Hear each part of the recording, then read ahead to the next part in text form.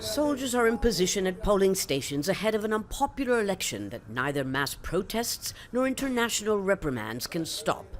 We are going towards a great popular victory. We are on the doorstep of victory.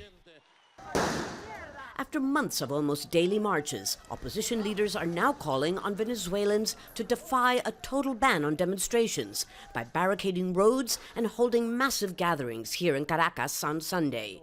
The beginning, they say, of a new phase of resistance. Let there be no mistake. The dictatorship after tomorrow will only be accelerating its fall from power.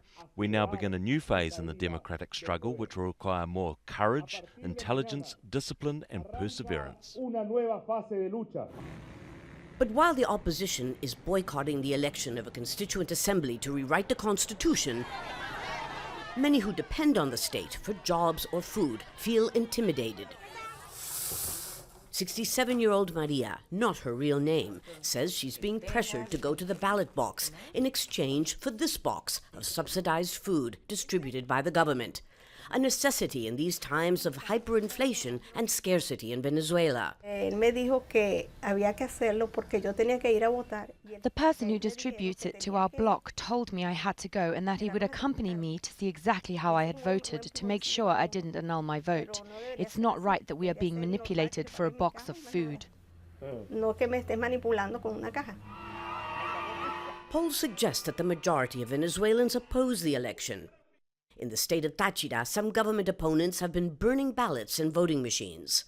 None of this would be happening if the opposition hadn't won this, the National Assembly, the only institution that the government does not control. Now President Nicolas Maduro is creating a super body that will be able to override not only the legislative branch, but every other institution, without having to abide by the laws or the rights guaranteed in the current constitution. Panama and Mexico have announced they'll join the United States by slapping economic sanctions on key Venezuelan government officials who take part in what they call a fraudulent process. Yet they're unlikely to have much of an impact on a president who's proven himself resilient to pressure from abroad and especially at home. Lucia, Newman, Jazeera, Caracas.